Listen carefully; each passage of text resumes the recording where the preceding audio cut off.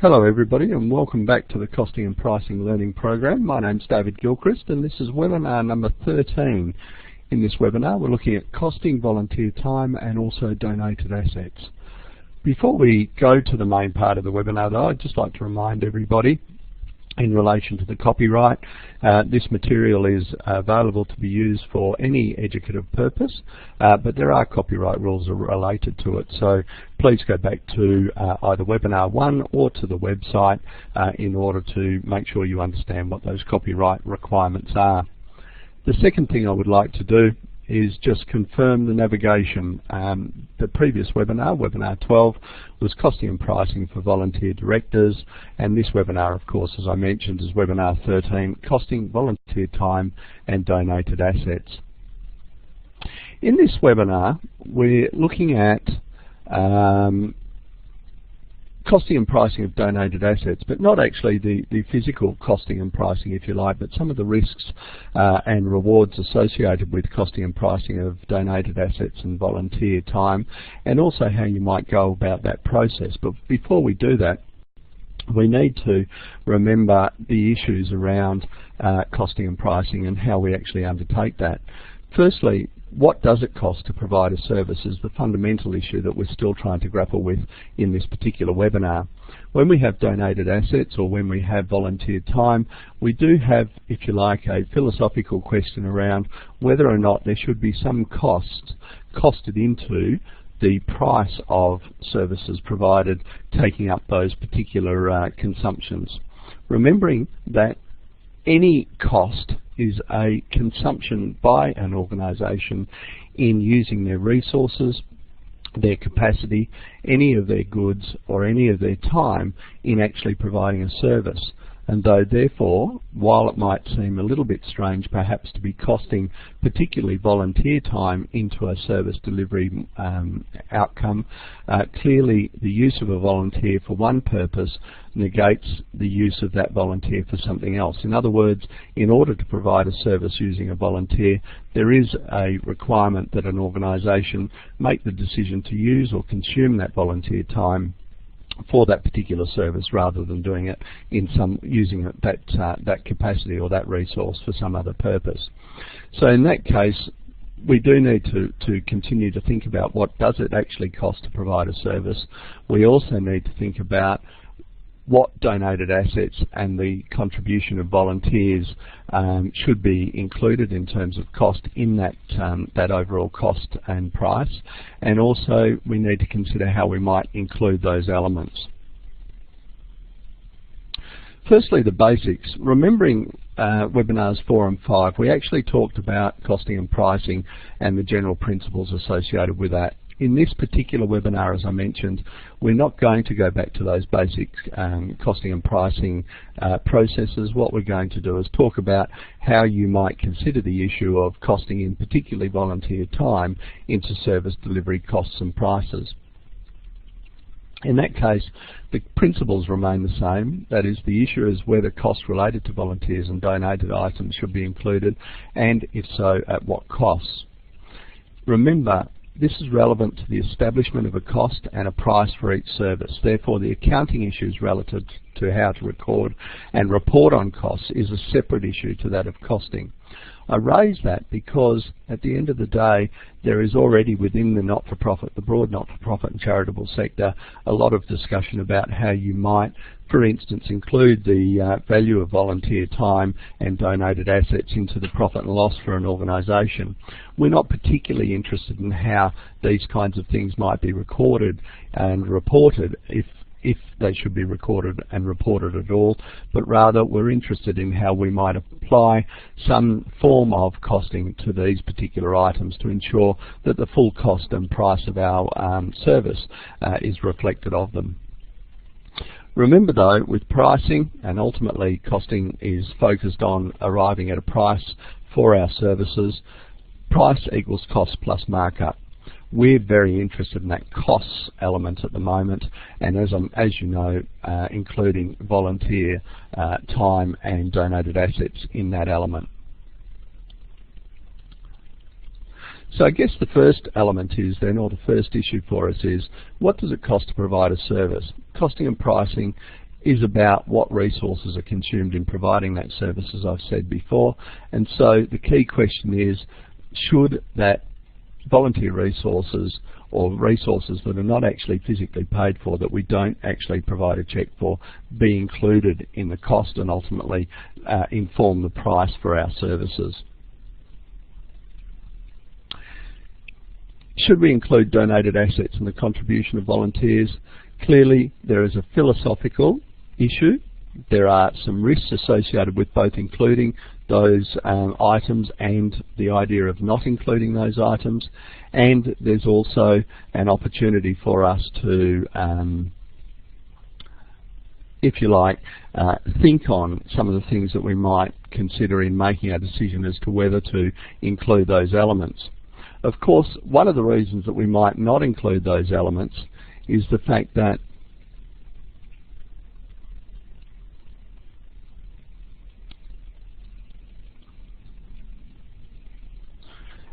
one of the reasons that we might not include those elements is the fact that we have to meet the price of a funder, so generally in this case the NDIS and the funds that are offered for our services under the NDIS framework. However, the philosophy that's been taken in the development of this webinar, and indeed the whole series in the Costing and Pricing Learning Program, has been around really understanding the true cost of service delivery, our targeted price, and then of course comparing our targeted price with the price achieved in order to consider the pricing gap. Therefore, some of the risks might be related to, if you include volunteer time, then obviously your price and cost base is going to go up, and that might, in the first instance, appear that you're uncompetitive or unable to recover those costs. On the other hand, you do need to think through, in terms of the philosophy, about whether or not the true cost is being displayed and indeed reported to funders, to ensure that the funders understand that you're actually contributing volunteer time and resource into the provision of a particular service. Therefore, one of the risks associated with not including donated assets or contribution of volunteer time into the cost of your service is, of course, the mispricing of those services. In other words, you're actually providing a service at a lower cost than the true cost of service delivery. The second big risk that's important to consider in that context is the idea of future-proofing, and whether or not contracts or prices that you set that might not include some value for volunteer time particularly might misrepresent the current price, but also might leave your organisation at risk in terms of future changes in circumstances where, for instance, you're unable to recruit a volunteer, or where the volunteer costs actually escalate but haven't been incorporated in the original base price. Therefore, you need to have, at worst, an understanding of what those costs are in order to be able to respond to prospective risks associated with the future costing and pricing of your organisation. One of the things that is really also important here is perhaps going back and looking at what the history of your organisation tells you in relation to how you might make this decision, and whether indeed volunteer time particularly makes up a significant component of the service delivery resource that's available to your organisation. If it's an immaterial amount, that is a very small amount that's really not going to make a difference whether you cost it or not, then it might be necessary or useful for your organisation to determine not to actually cost those items in order to avoid the complexity and the difficulty associated with costing and pricing. However, if it is determined that history tells you your organisation does rely on those kinds of resources, then the risk is of course escalated, and you need to consider that in the context of your operations. However, one of the things that's important to think about is whether or not there's actually a halfway house, or how you might make the decision in terms of the considerations. In that sense, we would include three types, if you like, or three elements, three approaches to costing and pricing in terms of volunteer time and donated assets. The first, and probably, if you like, philosophically the most aligned with the costing and pricing learning program, is that of full costing, and in essence where you actually put all of the costs associated with volunteer time, including estimates of the true cost of that or value of that service into your costing and pricing estimates. You might undertake marginal costing, where you look at some of the additional costs that you incur and make sure they're included in the cost of service delivery, or simply cost recovery, where you just simply look to recover those costs that you actually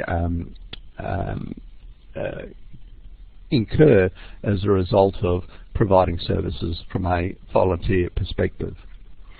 Full costing, the sources of data are fairly much straightforward. They're the same sources of data that you would use for human resources in other forms of costing. However, the main issue that you need to consider, of course, is what the proxies for those costs would be. In other words, how do you work out what value you're going to ascribe for, say, a trip for a volunteer driver or an hour's voluntary service for someone working in your office? The proxies for costs usually include things like awards for like employment roles, and also for the costs of human resources within your organisation. Be sure, though, to include things like on costs to ensure that you cover not only the prospective costs of the actual time, but also the other costs that would be associated with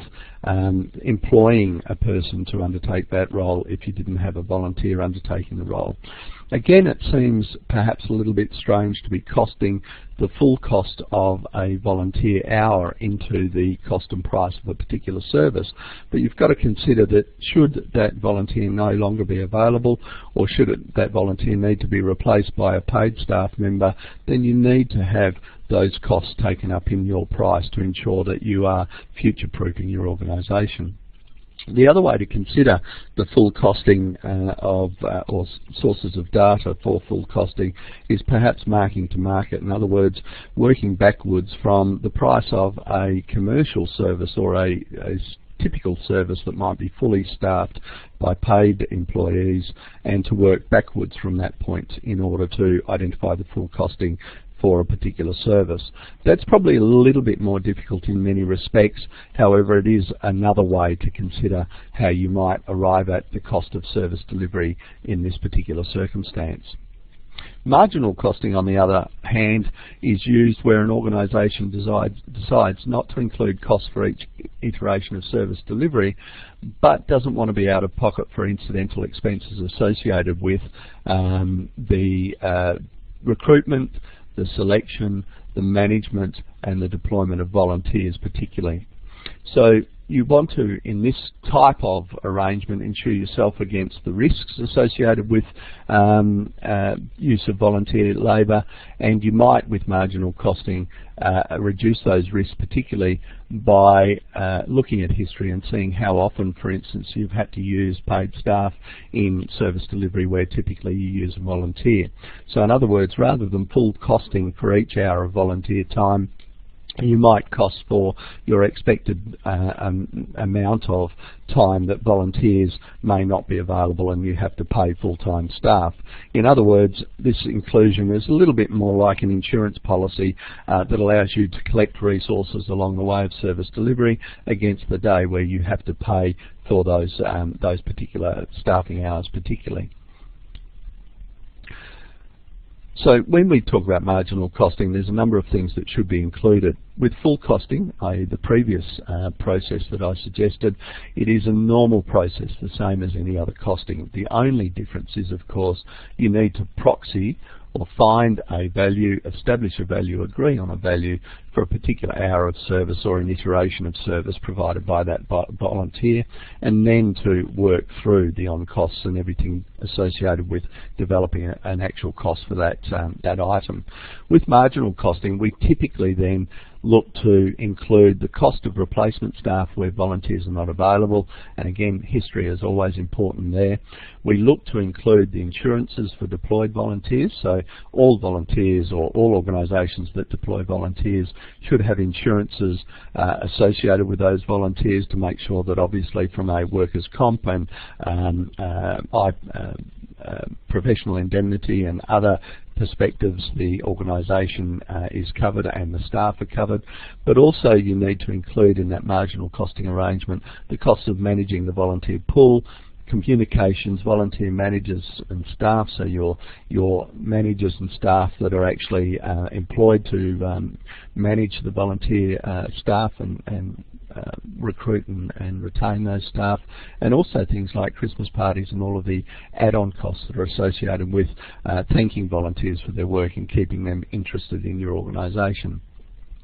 Therefore, those costs of recruiting volunteers and soliciting donated goods, etc., under a marginal costing arrangement would be incorporated. What would not be incorporated under a marginal costing arrangement are a cost for each hour of service delivery. Once again, we're only looking to cost in the potential for replacement staff where volunteers become unavailable. Finally, cost recovery is the third suggestion in terms of how to approach this. And remembering that we make no recommendation in terms of which of these elements that you should undertake. However, you might consider actually looking at each element and seeing how, or each style of costing, and seeing how that works out from your position so that you understand your organisation's risk associated with the future impact of losing volunteer time particularly. Under the cost recovery arrangements though, this process is really designed simply to allow you to cost into your organisational costing and pricing matrix those costs that are associated with the recruitment and the associated costs, including volunteer pool management, etc. However, in cost recovery, so it's very similar to marginal costing, under the cost recovery arrangements, rather than costing these costs direct to a particular service as a direct cost, we talk about actually costing these as overheads.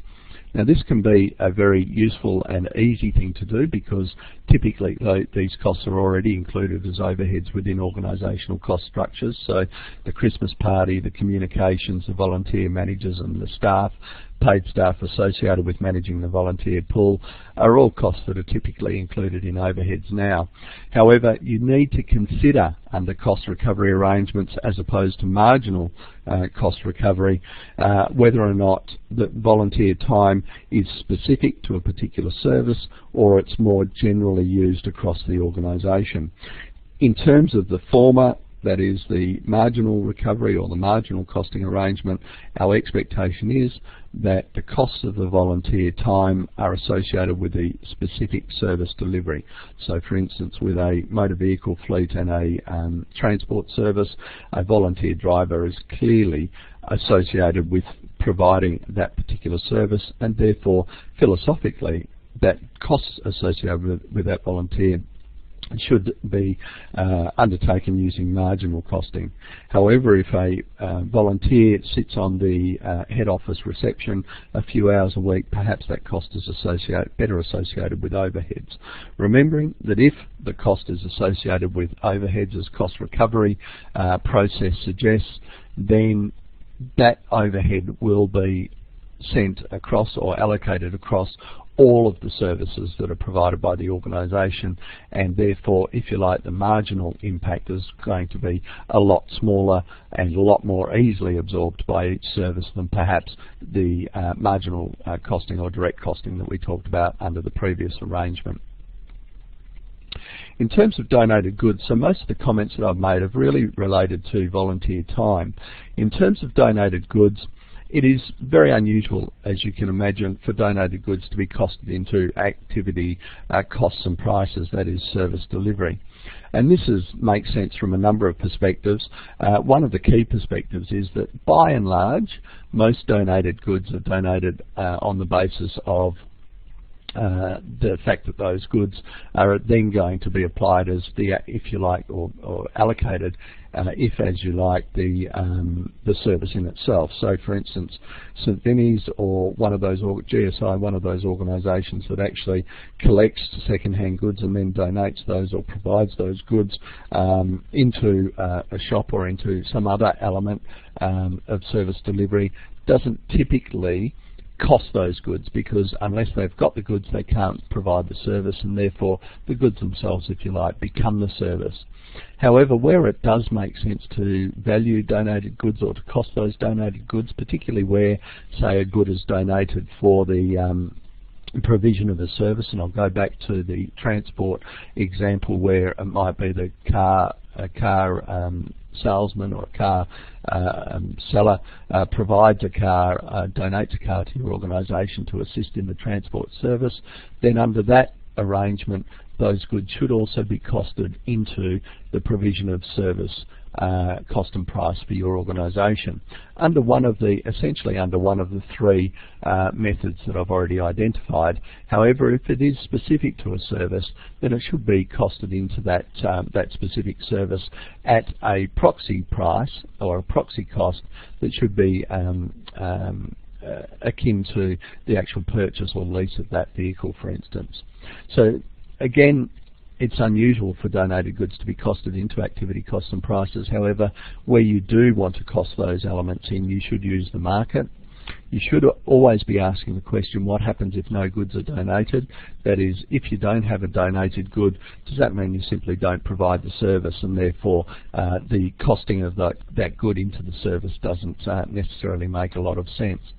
You should also include, though, in terms of those costs, whether there are any costs that should be included that are incurred in soliciting donations and managing their collection and storage. So where it does make sense for you to be costing donated goods into your service prices, then you need to take into account their full costs. If your operations only relate to the distribution of donated goods or the redistribution of donated goods, then it's those on costs that are really the centre of the costing and pricing question for you. In other words, it is those soliciting costs and the management of the collection and storage of those assets that is critical to your costing and pricing for the provision of a particular service. Finally,